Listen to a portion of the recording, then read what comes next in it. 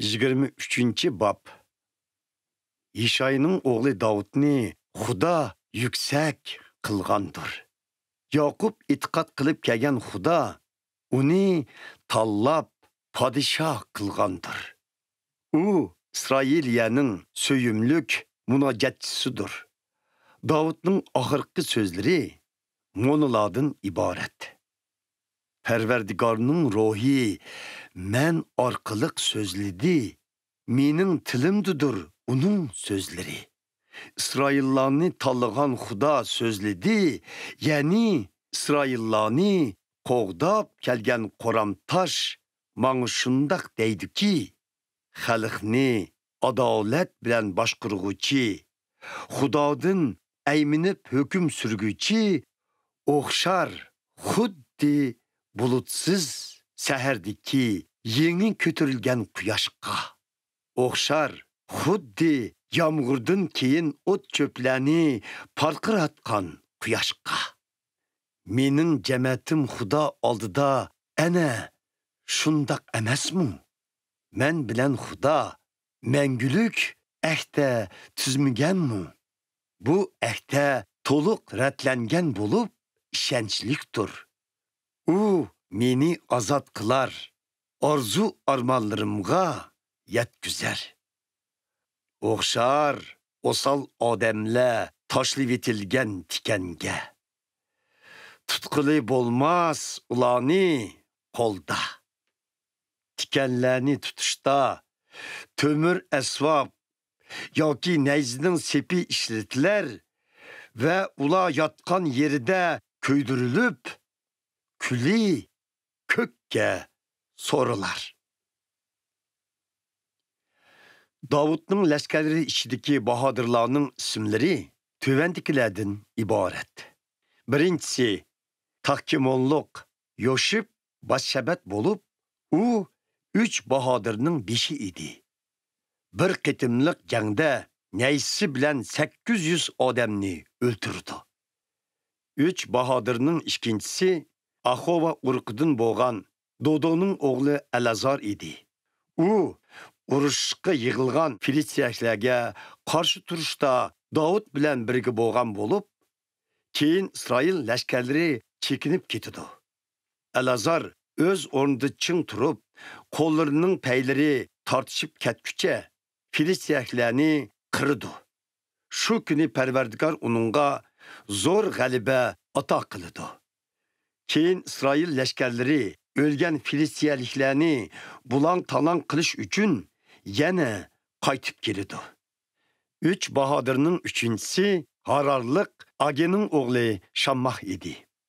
Bir qitim Filistiyaliklar Lahi degan joyda bir purchaq etizliqining yeniga yig'ildi. İsroil lashkarlari bu chog'da qichib ketdi. Shammah yeriqi etizliqning o'ttirsida ching turib, Filistiyaliklarni qirib etdi va etizliqni qo'g'dab qoldi. Shuning bilan Parvardigor İsroillarga zo'r g'alaba ato qildi. Bir qitim o'rmi vaqtida Davudning lashkarlari orasida 30 bahodir deb atalgan bahodirlardan 3 bahodir Davud bilan ko'rishish uchun Abdullam degan g'orga bordi. Davud tog'dagi shu g'orda panohlanayotgan edi. Bu chaqda Filistiyalik lashkarlarning bir qarovul atriti Rafoyim jilg'isida bargoh qurdi. Yana bir qism Filistiyaliklar bo'lsa Baytlahemni eglab oldi. Davud tashnoliq bilan birarsi menga Baytlahemning darvozasi yenidagi quduqdan suv akirib bergan bo'lsa edi, deydi.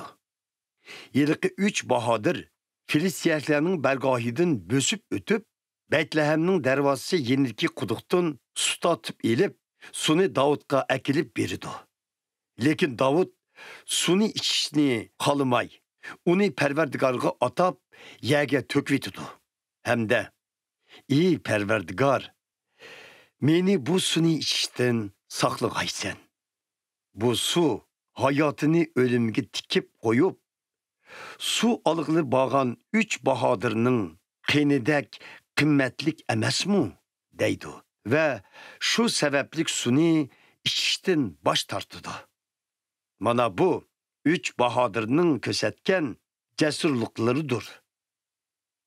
Mazlum Zeruyanın oğlu Yoab'ның aksi Abişay 30 Bahadır'ның beşi idi.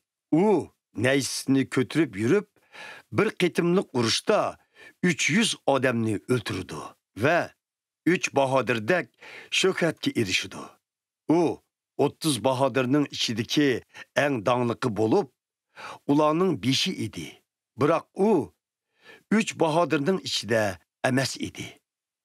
Yehoyadanның oğlu Kabzelilik binaya cesur jangchi bolup nurgun çoğun işlerini kılıdı. O Moablarның küçlük leşkirinden ikkini öldürdü. Kar yakkan bir günü o oruğu düşüp bir şirini öldürdü. O yana besti kilişken bir Mısırlıkını öldürdü. O Mısırlıkның kolida bir neyzi bağ idi. Binaya Mısırlıkның yeniga kaltak bilanla hücum kılıp berip, onun kolidaki neyzisini tartıp elip, aşı neyzi bilen onu öldürdü. Bula Yehoyadanның oğlu Binayanın kılgan işleridir. Şuna umu 3 Bahadır'dek şöhretke erişidi. Onun dankı 30 Bahadır'nikidin üstün bolsu mu? Bırak 3 Bahadır'ның içide emes idi. Davud Binayani Yasavulla başlıkı kılıdı. Tövendikidemu 30 Bahadırlardan idi.